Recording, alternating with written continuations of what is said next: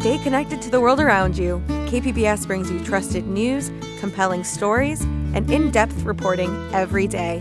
Wherever life takes you, KPBS is here, on the radio, online, and on the go. Discover more at kpbs.org. Hey San Diego, it's time for KPBS Roundtable. I'm Andrew Bracken. Today we take a closer look at some recent stories out of San Diego's South Bay. First, National City is considering a new industrial biofuel depot, raising concerns from residents about increased pollution.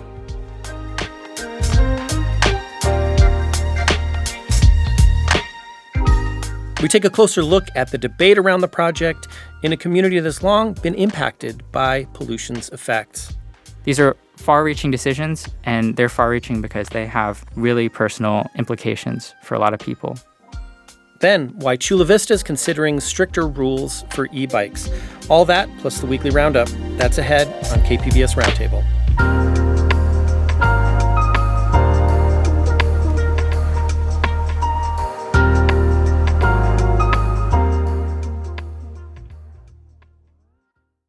In recent years, National City has made efforts to reduce the amount of industrial businesses in the city with the goal of improving air quality and, with it, residents' health. But a new proposed biofuel depot in the city is raising concerns in a community that's long sought to curb pollution after decades of environmental harms. I'm joined now by Corey Suzuki, who's reporting on this story for KPBS. He covers the South Bay and Imperial County for KPBS. Hey, Corey, welcome back to Roundtable. Hey, Andrew. Thanks for having me. So, start out, can you tell us more about this proposed project in National City? What is it, and why is National City the proposed site for it? Yeah. So the project is proposed by a Houston-based company called USD Clean Fuels. And what we're talking about is a large biofuel depot. It would be built along the railroad tracks on the west side of the city. And what it would essentially be is a place where you could have dozens of rail cars coming in, carrying these biofuels, transporting them into the city, and at this facility they would be transferred. The fuel itself would be transferred to these heavy diesel trucks that would take the fuel and kind of distribute it throughout the county to regional customers. So this would be sort of a regional distribution hub for this fuel that this company would be bringing in. And now biofuels themselves are kind of essentially, it's a blanket term for cleaner replacements for petroleum-based fuel. That can mean fuels that are produced from more sustainable materials or more renewable materials like algae, like vegetable oil, like recycled restaurant grease. And on the whole, these types of fuels, according to the federal government, do produce less emissions in total when it compared to petroleum-based products like diesel fuel, for example. And this entire plant would be located in West National City, which is an industrial area. You know, it's close to the port. It's close to the railroad tracks. So the company is kind of making this argument that this, as a distribution hub, would support California's climate goals, would allow regional distribution of this more renewable fuel. But at the same time, it would be bringing a lot of heavy equipment into this area. These trucks, dozens of diesel trucks that have to transport the fuel, the train traffic that would be passing along the railroad. And that's kind of where some of these environmental concerns are coming into the picture. Got it. And your reporting here introduces us to one longtime resident of National City's West Side, Margarita Garcia. Can you tell us about her and how she plays a role in this larger story? Margarita is 82 years old. She's a retired hairdresser. She used to live in the Los Angeles area, but she's now been a resident of West National City for 25 years. And Margarita has been pushing to end pollution in her neighborhood for almost as long. Around 20 years ago, she started working with the Environmental Health Coalition, which is a longtime environmental justice organization based in parts of the South Bay and parts of San Diego County. And they have been pushing to sort of curb this growth of industrial businesses, industrial activity that has been a source of pollution in the neighborhood for a really long time. And you say it's been happening for a long time. Can you talk about sort of the backstory there? How did National City come to be this kind of place for such an industrial presence in the city? Again, nearby residential homes as well, like Margarita. Yeah, well, in National City, that story really comes down to zoning changes and to kind of the way that the city has been planned out. A long time ago, before the kind of the trucks and the industrial businesses, the West National City, which is also known as Old Town, the neighborhood, was mostly single-family homes, small single-family homes. There were some markets, some churches. There's an elementary school. All of those things are still there, but what's changed over the years is that as the port of San Diego took shape, the local officials in the city began to open up the west side of the city to small-scale manufacturing. The port also opened up a new marine cargo terminal in National City, kind of along the bay, which now processes around a tenth of the cars that are coming into the United States, imported into the United States. And so that has led to those decisions, both of the growth of the port and by city officials to kind of allow more industrial activity, to loosen those rules and to allow more industrial activity in the area, have led to all of these businesses like auto body shops and kind of auto repair shops, metalworking businesses, warehouses that have moved into the area, set up shop. And so in West National City today, you have parts of it that are almost entirely industrial, very heavily focused on industrial activity. And then you have areas like where Margarita lives that are sort of homes and industrial businesses side by side along with each other. When you drive down a block in her neighborhood, you can see these businesses and these homes are just side by side. The neighborhood is kind of they're very tangled together. And what that's meant for the neighborhood is that today West National City sees more particulate matter, diesel particulate matter, which is a specific kind of pollution emitted by diesel trucks, than more than 90% of the state. So the neighborhood is really seeing these kind of very physical effects of that activity. And specifically, from Margarita, she's seeing those effects in her home. Can you talk about how pollution has impacted her personally? Yeah, that's right. That's been a big part of Margarita's focus on trying to end pollution in her neighborhood. Her husband, when he was alive, he used to say that the industry treated the city like a dumping ground. And what she has seen personally is, there are small things like soot that gathers on the bars of her windows. There's the air quality. She has an air quality monitor through her work with the Environmental Health Coalition. And she also has an air purifier that runs in her home. And they have to keep the windows closed because the air quality monitor, she and her family say that it's often detecting toxic particles outside. And Margarita also personally has a heart condition that leads to an irregular heartbeat, which in the past has made her really tired. She's also survived an aneurysm, and researchers have drawn connections between those conditions to air pollution. So her family directly attributes those specific illnesses that she lives with to the conditions that those planning decisions in the neighborhood have created. So back to this specific project, you touched on this earlier, but I think one irony here is just concerns around this project and its potential to increase pollution in that area. And yet it's a green energy project. Tell me more about why a green energy project like this may actually end up increasing pollution. Yeah, 100%. I think that's a really good point, Andrew. And this is sort of one example of a case where there are trade-offs between some of these projects.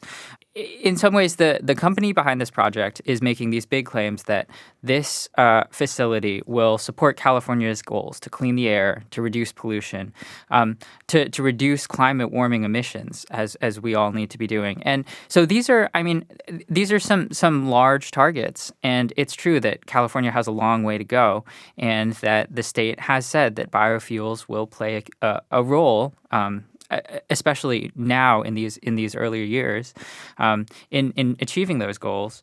At the same time, I think that residents and what environmental groups like the Environmental Health Coalition are really pushing to remember, trying to push both the company and local officials to remember, is that this is also a question of what this is going to do to the neighborhood and where you're locating these projects. And National City especially, I mean, on top of having these high pollution rates, the city as a whole is one of the least wealthy, is the least wealthy in San Diego County.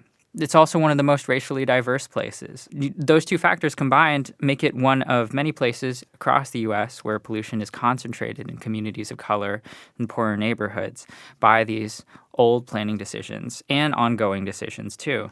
And the state has recognized this. The state considers West National City an environmental justice neighborhood. So this is really, I think, a question of, in this specific case, how do you balance those two sort of sides of this?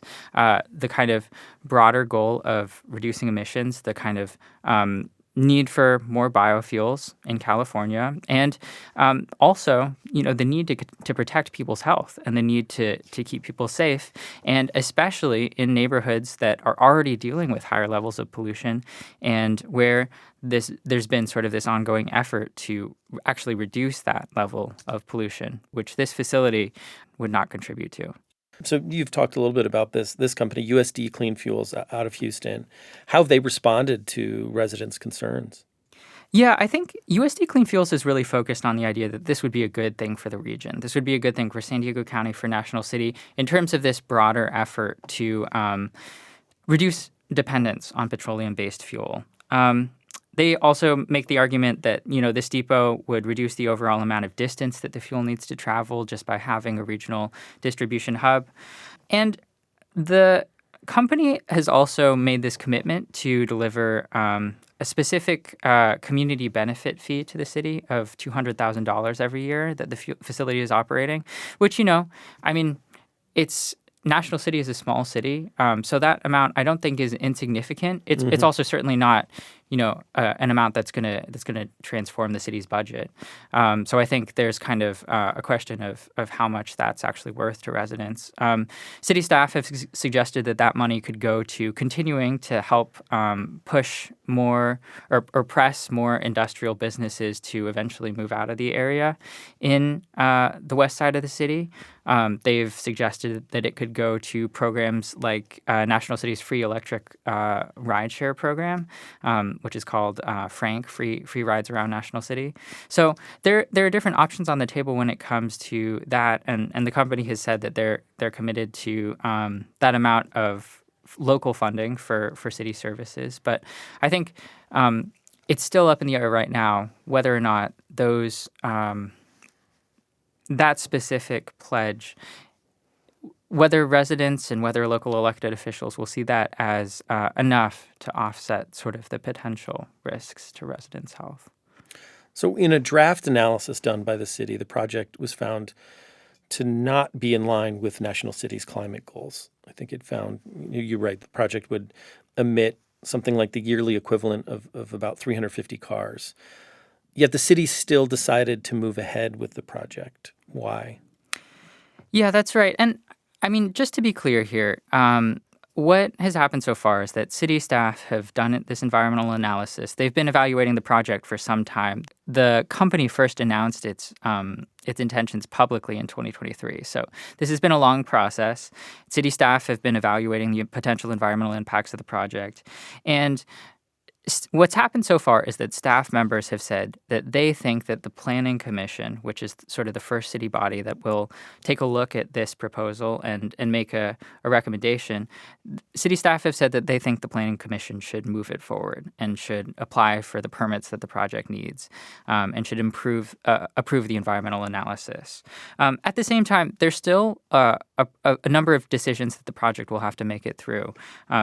City staff are recommending that. The Planning Commission will have have to vote. The Planning Commission's decision is a recommendation, and then the City Council will weigh in. And the City Council is really the one that will have the final say on this project. So there are still a number of different stages to go. There are still a number of opportunities for residents to make their voices heard, and for other folks who are interested in the project or who have thoughts on the project to weigh in. But we're really kind of early in the process in some ways. So this is going to be has been an ongoing discussion, and it's going to continue to be an ongoing discussion, I think, in the coming months in National City. So with that, I mean, I want to bring it back to Margarita Garcia, this longtime, National City resident you talked to. How is she feeling about the future of not just this project, but the prospects of a cleaner future for her neighborhood? Yeah, Margarita, she really just wants neighbors that she gets along with, parks that are have improved services, streetlights that work.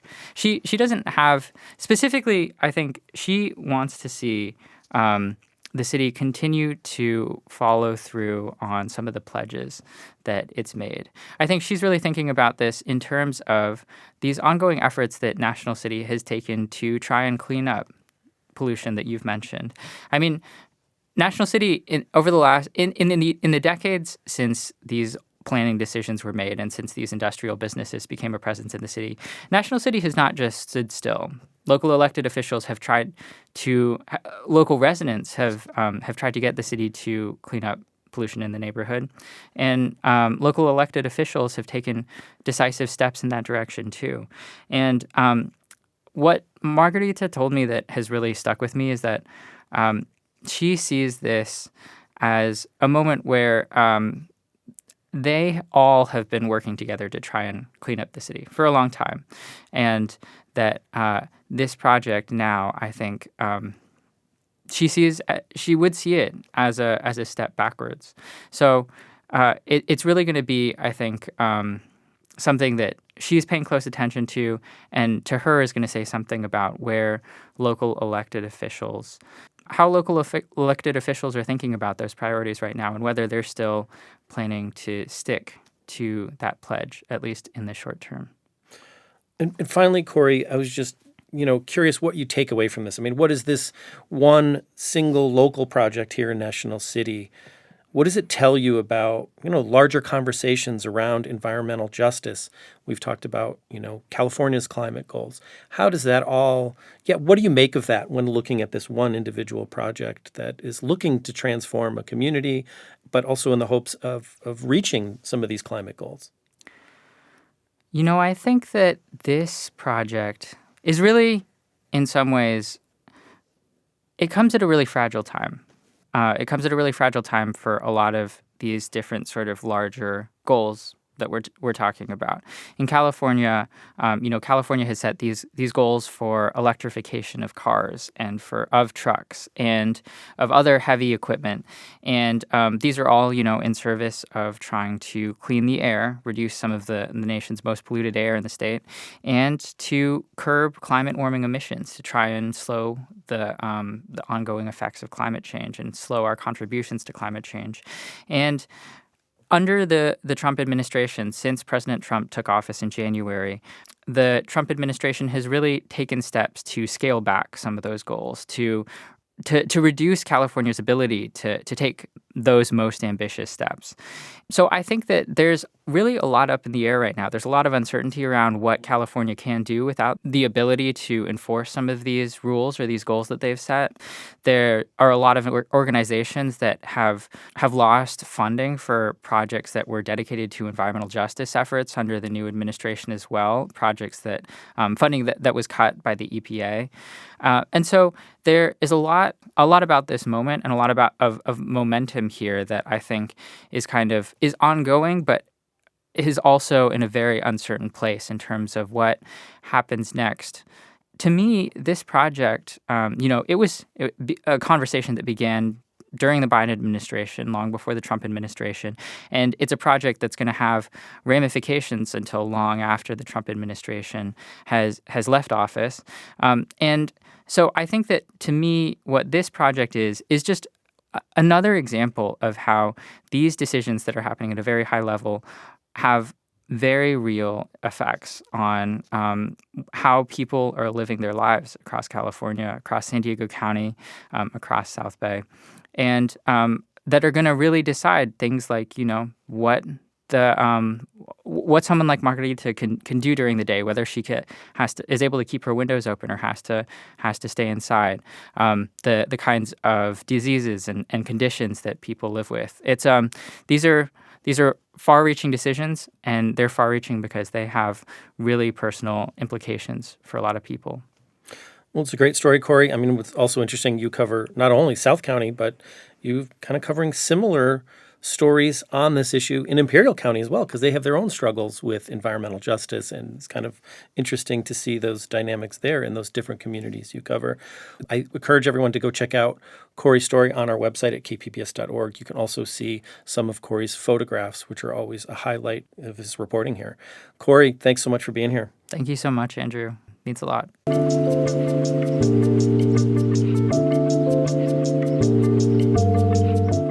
When we come back, Chula Vista is considering new rules for e-bikes, plus what it's like to cover the many communities of San Diego's South Bay.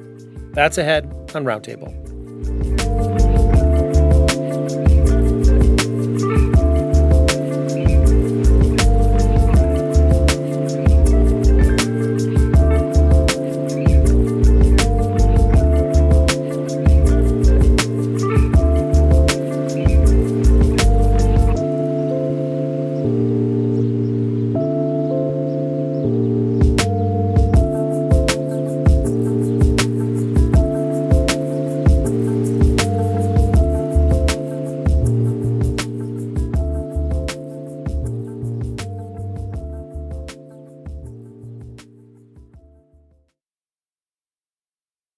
You're listening to KPBS Roundtable. I'm Andrew Bracken. By now, you've probably seen a lot of kids popping wheelies on their e-bikes around your neighborhood. E-bikes have become a popular, environmentally friendly way of getting around town without depending on a car. But with a rise in riders also comes a rise in safety risks, particularly for kids. California has some rules in place for kids' use of e-bikes, but some cities in San Diego County feel they're not enough. The latest city looking at stricter rules is Chula Vista. The Chula Vista City Council passed an ordinance last week with new regulations on who can ride e-bikes and where. Joining me to talk more about these rules is Crystal Niebla. She's the South Bay community reporter with iNewsSource. Crystal, welcome. Thank you for having me.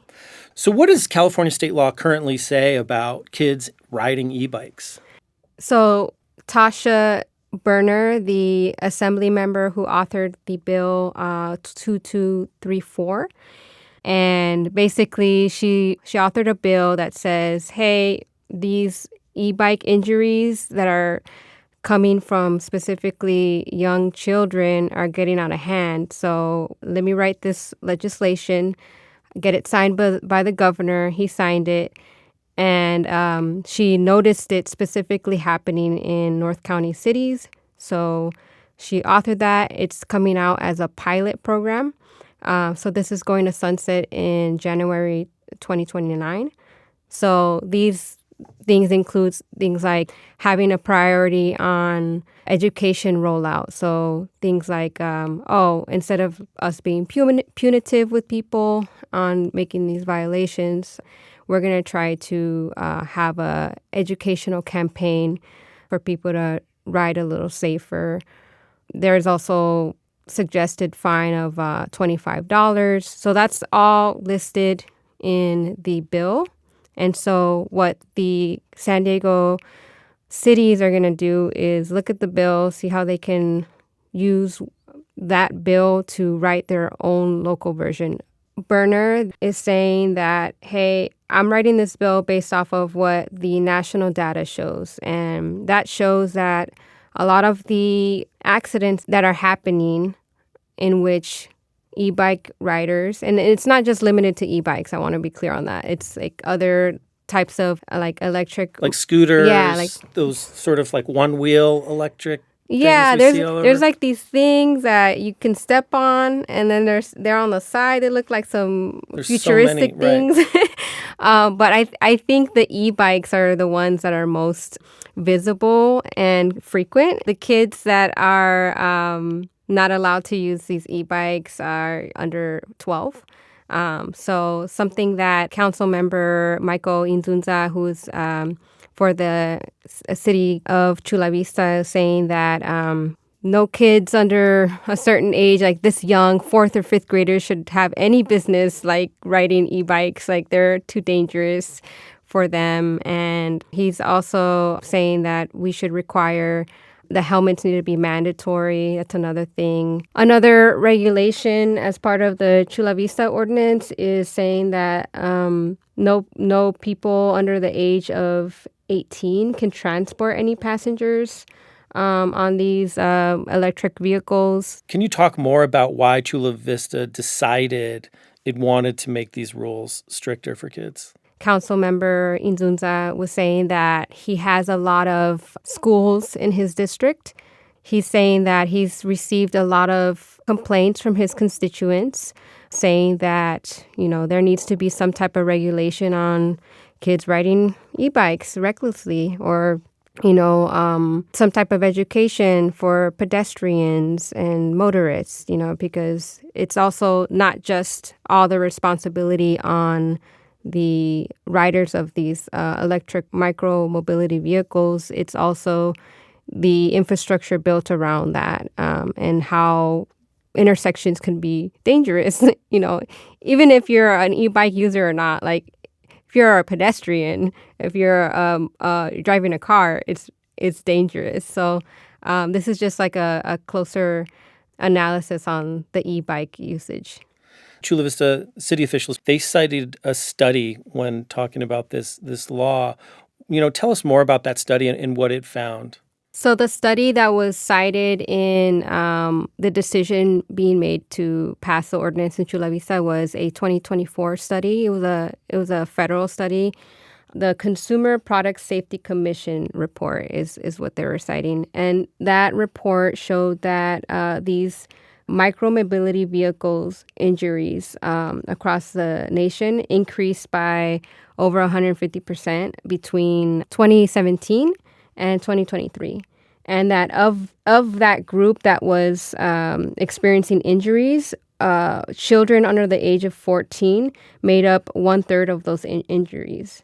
So, what do you make of these rules and how they're approaching enforcement? You said there's like a grace period where I imagine they'll just be more about education and warning, like, hey, these rules are changing. But what's your reaction to it?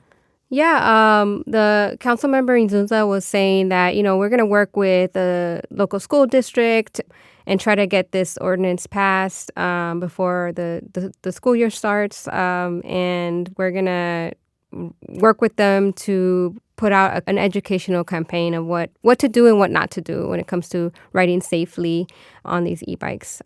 I think if I'm being opinionated about my reaction to the law, assuming it passes, is that Councilmember Inzunza was saying that, hey, we're not trying to be punitive. We're trying to have the education happen. Yet you're going to have punitive measures.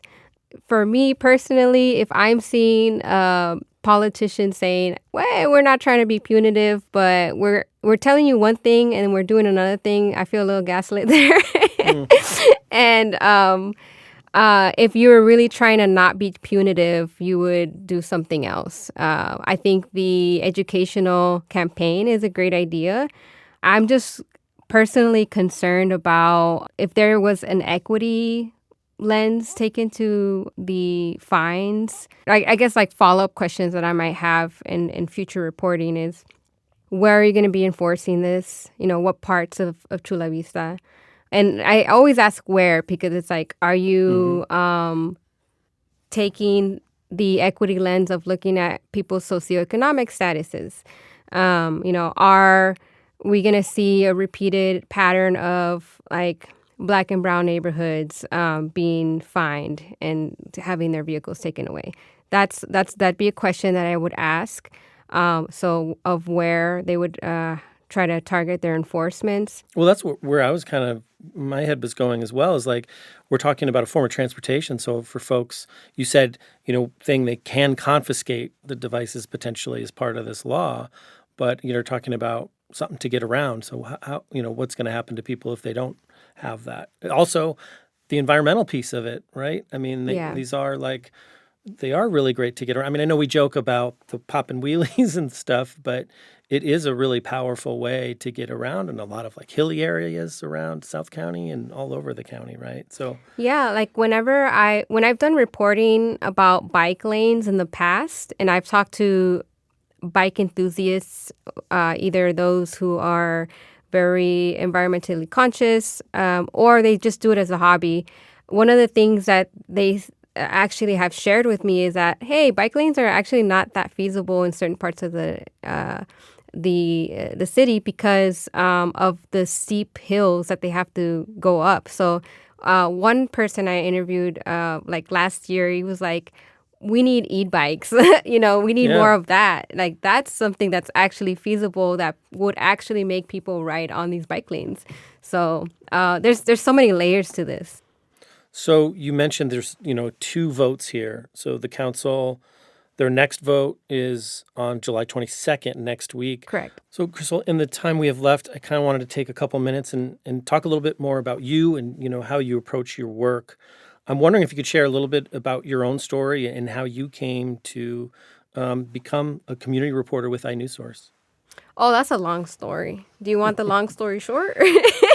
What do you think is the most important? What should we know? I would say I identify mostly as someone who's from LA, specifically South Central LA. And I grew up there most of the time, but I did live in Mexico for a little bit and lived a little bit here in San Diego before going to LA. And now I'm back. So it's kind of like a... what's the word? It's like a full circle, or yeah, if that's the expression. So what got me into journalism specifically was just seeing a lot of stories about my community not being told. When I saw my mom like working 2 jobs to try to feed me and my brother. We're living in a 1-bedroom apartment. It sucks. It's a struggle. And I never saw stories like that in the newspaper.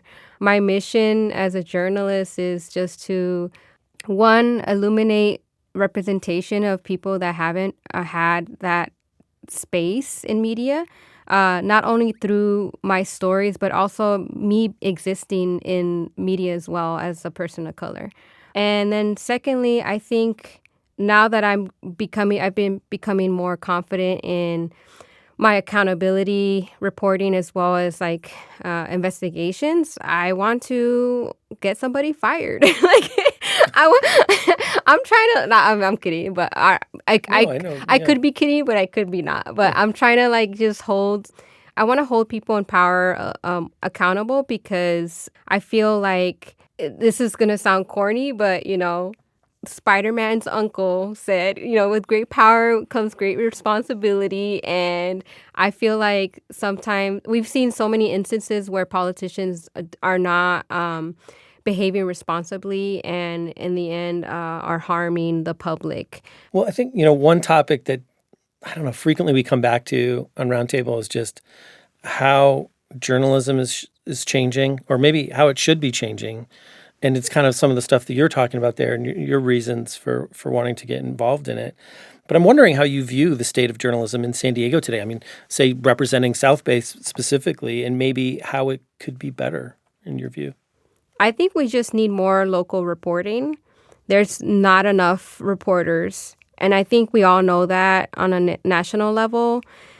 It's actually pretty sad whenever I see how many public meetings are not being covered because they're so important.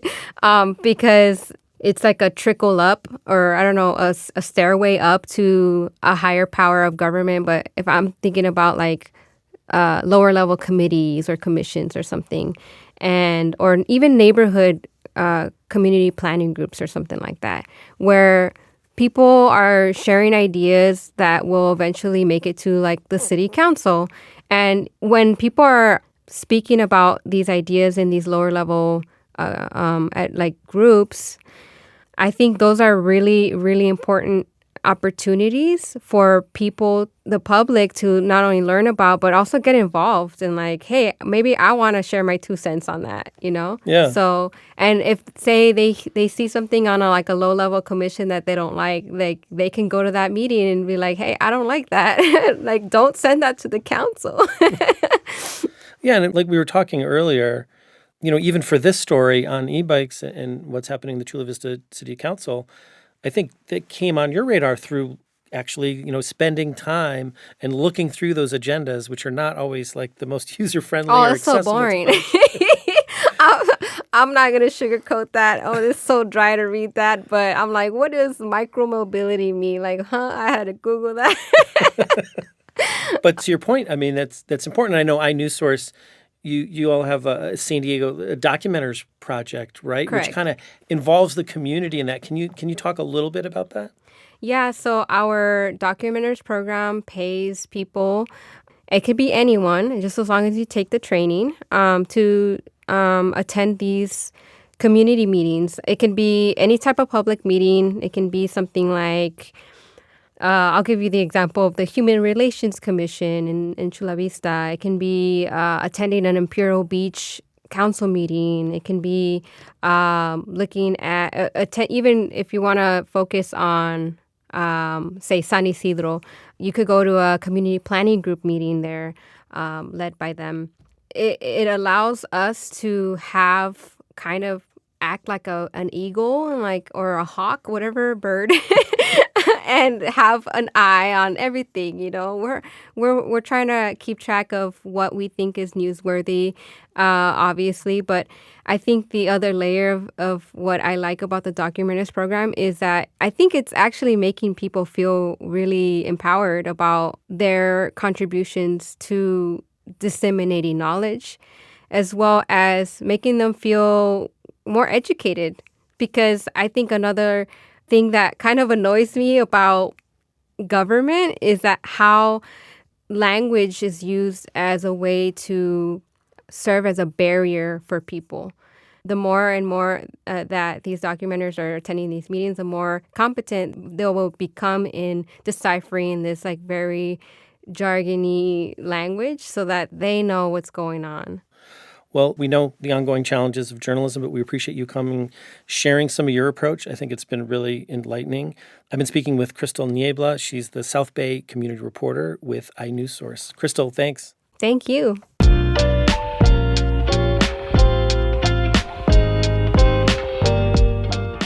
Coming up, it's time for our weekly roundup of other stories from the week. Stay tuned. Roundup's coming up next.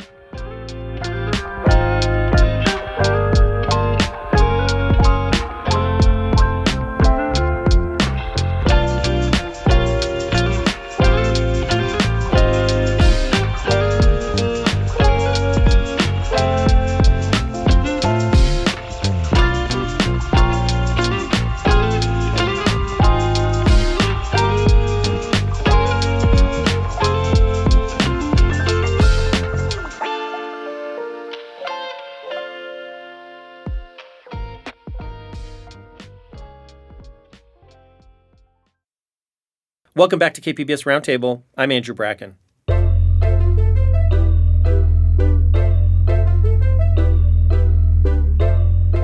Okay, it's time now to talk about some other stories we've been following this week. Here to do that with me is KPBS producer Ashley Rush. Hey, Ashley. Hey, Andrew. So the first story involves actually public media and its future. Yeah, so the big news this week, the House and Senate have officially approved a Trump administration plan that rescinds $9 billion of previously allocated funds. That includes $1.1 billion for the Corporation for Public Broadcasting, which essentially cuts all federal support for NPR, PBS, and tons of member stations across the country. And we should note that, of course, we are one of those member stations. KPBS is a PBS and NPR member station, and we do get funding from the Corporation for Public Broadcasting. So there's a lot more information about how this all is affecting us on our website at kpbs.org. There's been a lot of votes this week. It's been kind of hard to keep track of, but we'll have a lot more on this early next week on our Midday Edition show with an interview with KPBS General Manager Deanna Mackey on Midday Edition. Yeah, and you're right. I mean, there's been a lot happening with the federal government and with the cuts, and that kind of leads to my next story. The New York Times published a story earlier this week, and they interviewed some of the fired federal workers that have already lost their jobs due to these DOGE cuts that have been kind of going on over the last several months. This was from the New York Times' Eileen Sullivan, and she interviewed, several of these folks. And what was interesting is just it really shows the story of just like the roller coaster ride they've been on. There's been a lot of confusion. A lot of the workers maybe were fired, then later rehired. Some were notified about losing their job, but their boss reached out to them saying, "Oh no, you weren't on the list," and it's kind of led to what they say is like, increased stress of just like not just losing your job once, but kind of this like yo-yo effect. Some talk about their difficulties in getting benefits. As you like lose your job, there's benefits you need to apply for, you need to get approved for. I think there were some examples of folks reaching out, and the people that needed to approve it were also laid off. So it was just kind of like a difficult thing. And, she spoke with one former Department of Housing and Urban Development employee who said that, she had to tell HUD that the agency had actually fired her. So, what's interesting is it's not the end of this potential roller coaster that this story kind of, portrays. The Supreme Court last week did give the administration the right to move ahead with these firings, but there's still multiple, there's lawsuits still going on. So, maybe more ups and downs to come for some of these workers. This next story is about the constant push for more affordable housing in the San Diego region. It's from Will Huntsbury in The Voice of San Diego. He reports that both Coronado and Imperial Beach, which are very different cities, share something in common, which is that neither of them produced a single affordable home between 2018 and the end of last year. So it's really interesting. The only new homes in both those places during that time period was for people with above moderate income. But progressive housing advocates say that when affordable housing only gets built in poorer parts of town, that means less access to good parks, schools, and jobs. It kind of perpetuates this ongoing cycle of who has access to what services. So something to follow for sure. But I thought the approach in the story with the comparison between two very different cities was a really interesting approach. Yeah, you're right. Those two cities are quite different, yet share a lot of the same dynamics there. My next story comes to the KPBS newsroom, and it's from our colleague Gustavo Solis. He's an investigative border reporter here at KPBS. And his news story tells the story of one of the thousands of adoptees that are now at risk of deportation due to some kind of antiquated immigration laws we have. Gustavo spoke with one adoptee, Shirley Chung. She was born in South Korea, came to the U.S. when she was just 16 months old. She's now 57. And it turns out her paperwork wasn't fully finalized. And I think that's the case for a lot. He notes that, advocates believe there are somewhere between 30,000 and 70,000 adoptees who never became U.S. citizens. And sometimes they're running into, like Shirley ran into problems. I think she was trying to get her Social Security card replaced and kind of ran into this roadblock. And now she's sort of in this legal limbo. And, the adoptees, they come from, countries all over the place, but South Korea specifically is overrepresented here. And Gustavo, again, talks a little bit about sort of the immigration laws and how that's kind of playing a role here, just how they just need to be updated, which is something Gustavo has talked about on this program before as well. I will say one sort of positive note I took from it is that, Shirley has been working on this issue for a long time. She spent, about, I think, like a decade working with the Adoptee Rights Campaign in an effort to just get some legislative action, get some change here. So I thought that was an important story for people to check out. So a lot happening this week, but this next story is all about what we can look forward to next week. What do you got, Andrew? So a lot's happening right now, but this last story is from the UT's Philip Molnar. Comic-Con is coming next week, if you can believe that. There's so much going on. But so Philip wrote a story about the number of wraps on San Diego trolleys. I think every year I notice this. If you're in, around trolleys, ride the trolleys, companies like Nintendo, all sorts of stuff, just kind of plug their stuff for Comic-Con. Makes it really colorful. Anyway, this year, a record 45 trolley cars have been wrapped. And so Comic-Con starts next week, so that'll be crazy. But, this time of year in July in San Diego, there's so many things happening. We know Pride's about to, set off. Earlier this week, I was in Hillcrest. All the decorations were up. It's looking like they're ready to go. And as we speak, the Del Mar racetrack, it's opening day there. The hats are out, I'm sure, right now. I think the first race starts, pretty soon, Friday afternoon around 2. So many things happening. Summer's in full effect. Ashley Rush, thanks so much for being here on the Roundup this week. Thanks, Andrew.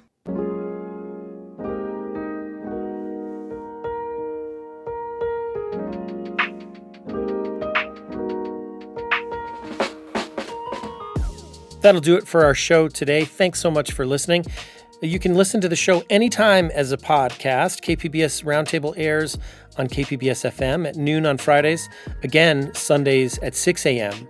If you have any thoughts on today's show, you can always email us at roundtable@kpbs.org or leave us a message at 619-452-0228. Roundtable's technical producer this week was Brandon Trufa. The show was produced by Ashley Rush. Brooke Ruth is Roundtable's senior producer. I'm your host, Andrew Bracken. Thanks again for listening, and have a great weekend.